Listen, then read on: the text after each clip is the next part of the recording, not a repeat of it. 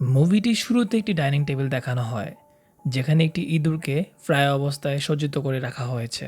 সেই ডাইনিং টেবিলের পাশে গুরু এবং মালা নামের দুজনকে ডিনার করতে দেখা যাচ্ছিল। একই রুমে গুরুর মাও ঘুমিয়েছিল। খাওয়ার মাঝে গুরু এবং মালার মধ্যে একটি হট টপিক নিয়ে আলোচনা শুরু হয়, যার ফলে তারা সেই ডাইনিং টেবিলের উপরেই কাজ শুরু করে দেয়। ঠিক সেই সময় ভাজার ইঁদুরটিকেও নিজে নিজে নড়তে দেখা যায় এবং গুরুর মাকেও তখন সেখানে দেখা যাচ্ছিল না। গুরু এবং মালার মধ্যে যা ঘটছিল তা দেখে মালা দূর থেকে দাঁড়িয়ে হেসে বলে, আজও তুমি পারবে না। গুরু তখন অবাক হয়ে ভাবছিল যে মালা তো আমার নিচে থাকার কথা ছিল, সে এত দূরে কিভাবে চলে গেল।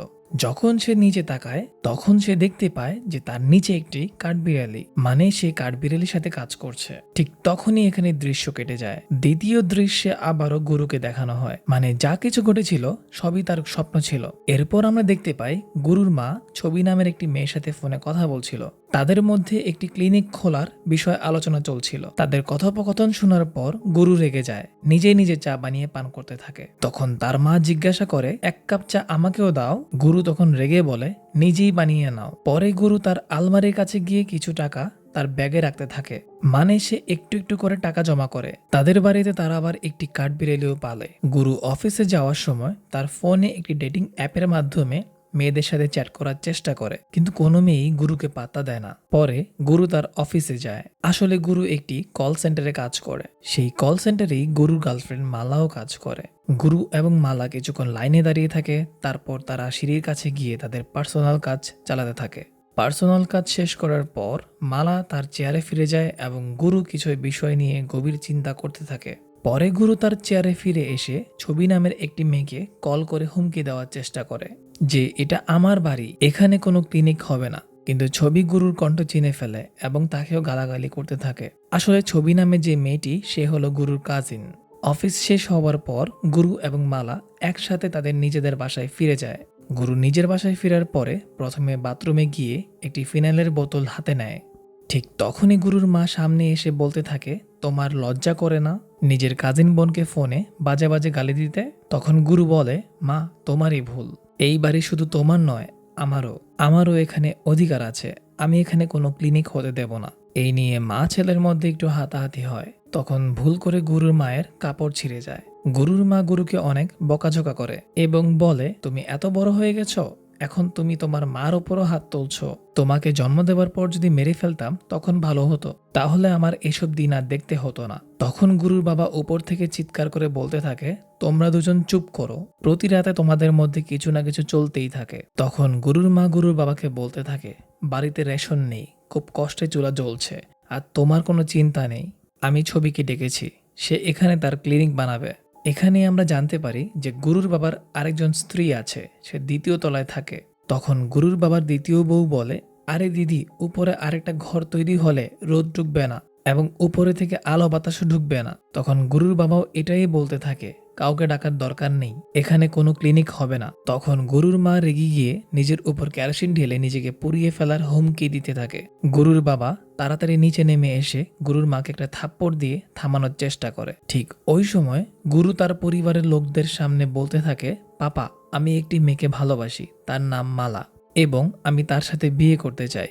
যেমন আপনি এবং আন্টি থাকেন ঠিক তেমনই আমিও একটি রুম চাই। আপনি যদি না মানেন তবে আমি এই ফিনাইল পান করে ফেলবো। এবং সত্যিই সেই ফিনাইল পান করে ফেলে।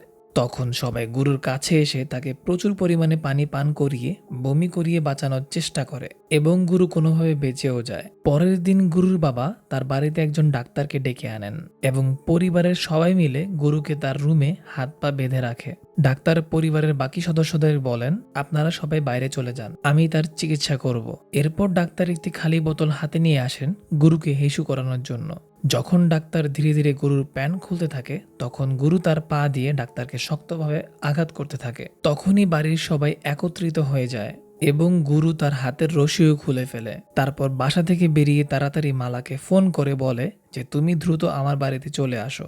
এরপর গুরু হাতে একটি লাঠি নিয়ে কাউকে তার কাছাকাছি আসতে দিচ্ছিল না। এর কিছুক্ষণ পর মালা গুরুর বাড়িতে চলে আসে। মালাকে দেখে গুরু দ্রুত তার কাছে গিয়ে তাকে জড়িয়ে ধরে এবং বলতে থাকে, এটাই মালা, আমি ওকেই বিয়ে করব। এখানে এখন আমার রুম হবে। কিন্তু পরে দেখা যায় যে এখানে কেউই নেই। ডাক্তার এবং গুরুর বাবা বলতে থাকে যে গুরু সেখানে কেউই নেই।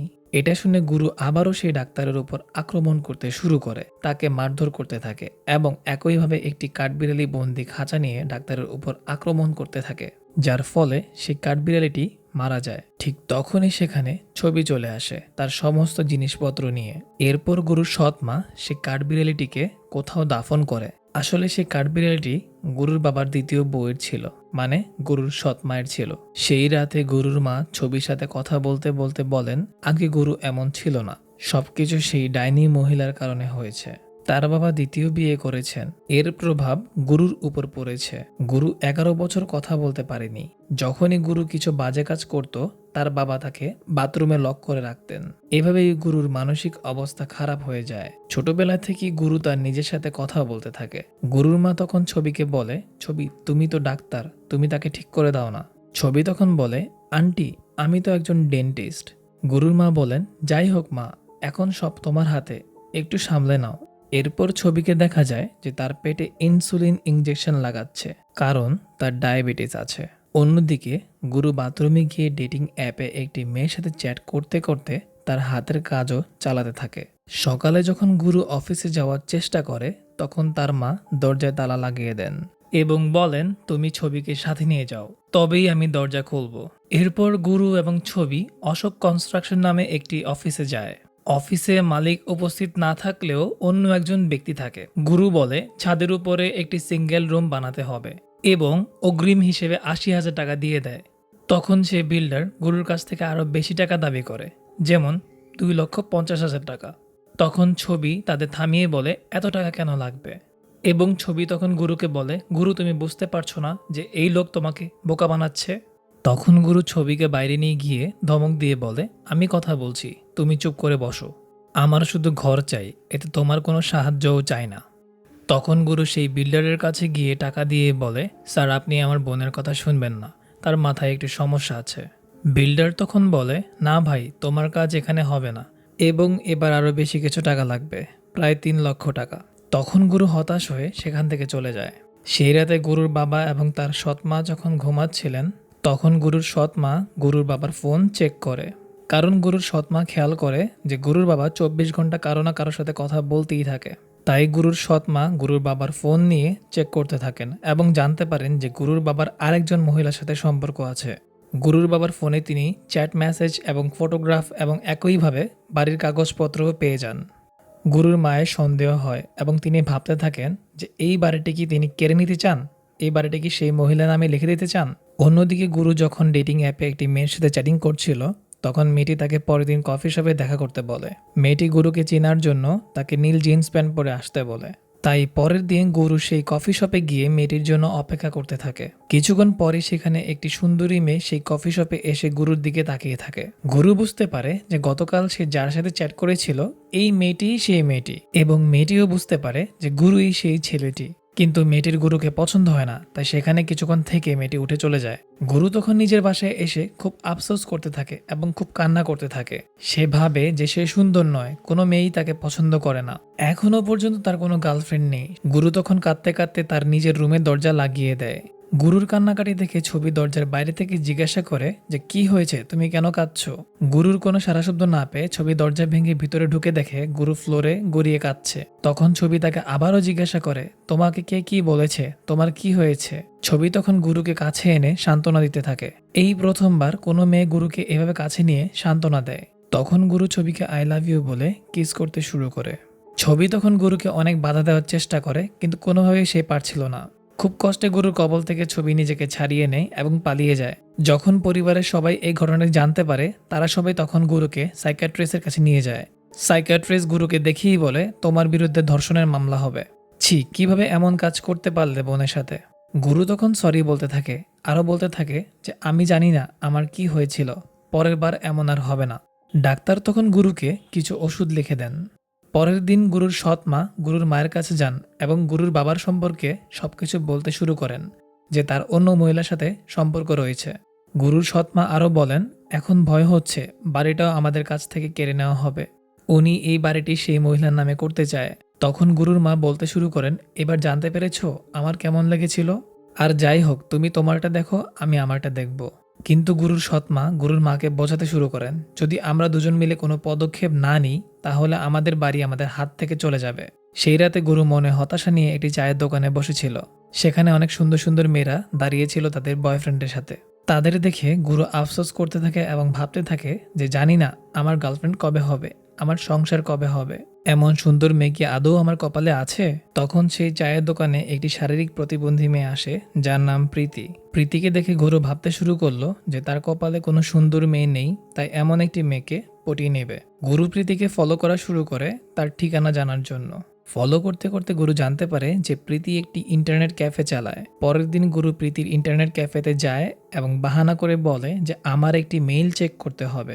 গুরুর হাবভাব দেখে প্রীতির সন্দেহ হয় এবং জিজ্ঞাসা করে, সত্যি করে বলো তোমার কি চাই।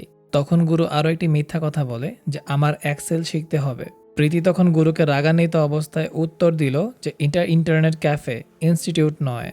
শিখতে হলে তোমার মা বোনের কাছে গিয়ে শিখো। এর পরের সিনে আমরা দেখতে পাই যে গুরুর পুরো পরিবার মিলে সেই মহিলাটির বাড়িতে যায় যার সাথে গুরুর বাবার সম্পর্ক চলছে। সেই মহিলা একটাই কথা বলতে থাকে যে দিদি, মানুষের চাহিদা প্রায় বদলাতে থাকে, আমার শুধু তার সঙ্গ চাই, আর কিছু চাই না, সঙ্গই যথেষ্ট। গুরুর পরিবার তাদের পরিবারের কথা বলতে শুরু করে। গুরুর সৎ মায়ের কথা শুনে মহিলাটি বুঝতে পারেন যে গুরুর বাবা অলরেডি দুটো বিয়ে করেছেন এবং মহিলাটি সেখানেই স্তব্ধ হয়ে যান এবং ভাবতে শুরু করেন। পরের দিন গুরু একটি রাউটার নিয়ে প্রীতিকে উপহার দেওয়ার জন্য প্রীতির ক্যাফেতে যায়। গুরু রাউটারটি নিয়ে প্রীতিকে দিলে প্রীতি বলে আমার কাছে টাকা নেই। গুরু তখন বলে এর কোনো প্রয়োজন নেই। প্রীতি তখন গুরুর সম্পর্কে সবকিছু জানতে চায়, যেমন তার নাম, তার বয়স, বাড়িতে কতজন লোক আছে, কতগুলো রুম আছে। এরপর প্রীতি গুরুকে তার রুমে নিয়ে যায়, অর্থাৎ সেই ইন্টারনেট ক্যাফেতে একটি ছোট রুম আছে। সেই ছোট্ট রুমেই প্রীতি থাকে। তাদের মধ্যে কিছুক্ষণ কথোপকথন হয়, এরপর তাদের মধ্যে মারাত্মক লেভেলের রোমান্স শুরু হয়ে যায়। বেচারা গুরুর 25 বছরের স্বপ্ন এখন পূর্ণ হলো। এরপর প্রীতি গুরুকে চা দিতে দিতে নিজের সম্পর্কে সব বলতে শুরু করে। আসলে প্রীতির দুটি বিয়ে হয়েছিল। প্রথম স্বামী প্রচুর মদ্যপান করে তাকে মারধর করত, যার কারণে প্রীতি তাকে ছেড়ে দেয়। পরে প্রীতি আরেকজনের সাথে বিয়ে করে। 5 বছর আগে হার্ট অ্যাটাক জনিত কারণে তার দ্বিতীয় স্বামী মারা যায়। তারপর থেকে প্রীতি এই ইন্টারনেট ক্যাফে চালাচ্ছে। প্রীতির দ্বিতীয় স্বামী খুবই ভালো ছিল। তো যাই হোক, সেই রাতেই গুরুর পুরো পরিবার মিলে গুরুর বাবাকে জিজ্ঞাসা করতে থাকে যে দুটি বিয়ে করেও তোমার মন ভরেনি, তৃতীয়টিও করতে যাচ্ছ এবং আমাদের অধিকার কেড়ে নিতে চাও। ওই সময় বেচারা গুরু ভাবতে থাকে যে আমার একটিও প্রেমিকা নেই আর আমার বাবা তৃতীয় বিয়ে করতে যাচ্ছে। গুরুর বাবা তখন বোঝাতে থাকেন যে আমি কারো অধিকার কেড়ে নেইনি, আমি সবকিছুই ঠিকঠাক করে রেখেছিলাম। আমি একটি বাড়ি ভাড়া নিয়েছিলাম 4 মাসের জন্য, যাতে এই বাড়িটি পুনর্নির্মাণ করতে পারি, এবং পরিকল্পনাও করেছিলাম যে একটি 5 তলা বাড়ি বানাবো, যেখানে হাসি খুশিভাবে সবাই মিলে জীবন কাটাবো এবং ক্লিনিক, বাগান সবকিছু থাকবে এই বাড়িতে। কিন্তু তোমরা সবাই মিলে সবকিছু ধ্বংস করে দিয়েছো। এর পরের সিনে আমরা দেখতে পারি যে গুরু প্রীতির সাথে শুয়ে আছে। গুরু যখন প্রীতির সাথে শুয়েছিল তখন কিছু লোক প্রীতির ইন্টারনেট ক্যাফেতে এসে আগুন লাগিয়ে দেয়। এরপর গুরু প্রীতিকে জিজ্ঞাসা করে যে ওরা কারা ছিল, কেন আগুন লাগিয়েছে। প্রীতি বলল ওরা আমার দ্বিতীয় স্বামীর সন্তান। মৃত্যুর আগে আমার স্বামী এই জায়গাটি আমার নামে লিখে দিয়েছিল, কিন্তু তার ছেলেরা 4 বছর ধরে মামলা লড়ছে। ওরা বারবার আমার উপর আক্রমণ করে। কিছুদিন পর গুরুর বাড়িতে নির্মাণ কাজ শুরু হয়। গুরুর মা ক্লিনিক তৈরি করতে শুরু করেন। এই সময় একদিন গুরু প্রীতিকে তার বাড়িতে নিয়ে আসে এবং সবার সাথে প্রীতিকে পরিচয় করিয়ে দেয়। সে তার মাকে বলে এখানে আমার ঘর হবে, এই বাড়িতে আমারও অধিকার আছে, আমি প্রীতিকে বিয়ে করতে যাচ্ছি। এরপর দেখা যায় ছবি তার বয়ফ্রেন্ডের সাথে দেখা করে এবং সবকিছু বলে যে ক্লিনিক তৈরির কথা ছিল, কিন্তু গুরুর কারণে তা সম্ভব হয়নি। এবং ছবি তার বয়ফ্রেন্ডকে এটাও বলে যে এখন তোমাকেই কিছু করতে হবে। ছবির বয়ফ্রেন্ড তখন বলে চলো সেই প্রীতির সব তথ্য বের করি। তারা প্রীতির সম্পর্কে সমস্ত তথ্য সংগ্রহ করার জন্য প্রীতির মৃত স্বামীর বাড়িতে গিয়ে তাদের ছেলেদের সাথে কথা বলে এবং তারা কিছু ডকুমেন্ট সংগ্রহ করে। এরপর তারা প্রীতির সম্পর্কে সব তথ্য সংগ্রহ করে গুরুর সাথে দেখা করতে আসে। ছবি গুরুকে ডকুমেন্টগুলো দেখিয়ে বলে ওই ক্যাফে তার নামে নয়, ও তোমাকে ধোকা দিচ্ছে গুরু। তুমি আমার ভাই, আমি তোমার কাছে মিথ্যা বলবো না, আমি তোমার ভালো চাই। কিন্তু এসব শুনেও গুরু প্রীতিকে ছাড়তে চায় না এবং গুরু প্রীতির সাথে প্রতিনিয়তই তাদের পার্সোনাল কাজে লিপ্ত থাকে। এবং গুরু এতটাই আসক্ত হয়ে গিয়েছিল যে সে প্রীতির সাথে কাজ করতে করতে বলে তুমি আমার সাথেই থাকবে। পরের দিন গুরু, প্রীতি এবং গুরুর বাবা সেই বিল্ডারের কাছে যায় এবং একটি প্রস্তাব দেয়। তারা বলে পুরোনো বাড়িটি ভেঙে 5 তলা বাড়ি তৈরি করতে হবে, বিনিময়ে নিচের 2টি ফ্লোর বিল্ডারকে দেবে এবং 20 লাখ টাকা নগদ দেবে। এভাবে বিল্ডারের সাথে অনেক দর কষাকষির পর তাদের সাথে বিল্ডারের চুক্তি হয়। চুক্তি হবার পর বাড়ির কাজ শুরু হয়। এই বাড়ি তৈরি হলে সবার প্রয়োজন মিটবে, যেমন ছবির ক্লিনিক, গুরুর সৎমায়ের বাগান, গুরুর আলাদা ঘর। অবশেষে তাদের ৫ তলা বাড়িটি তৈরি হয়ে যায়। তারপর গুরু এবং প্রীতি বিয়েও করে ফেলে। এবং একদিন গুরু এবং প্রীতিকে দেখা যায় তারা তাদের পার্সোনাল কাজ করছে। পার্সোনাল কাজ শেষ হওয়ার পর অবশেষে দেখা যায় যে গুরু একটি স্বপ্ন দেখে। আসলে সেটা স্বপ্ন নয়, গুরু একটি কল্পনা করে। সে সেই কল্পনায় মালাকে দেখে। মালা গুরুকে বলে, যা হয়েছে তা হয়েছে, ভুলে যাও গুরু। আমাদের জীবনে এমন অনেক কিছুই হয় যা মেনে নেওয়াই ভালো। এইভাবেই এই মুভিটি শেষ হয়ে যায়।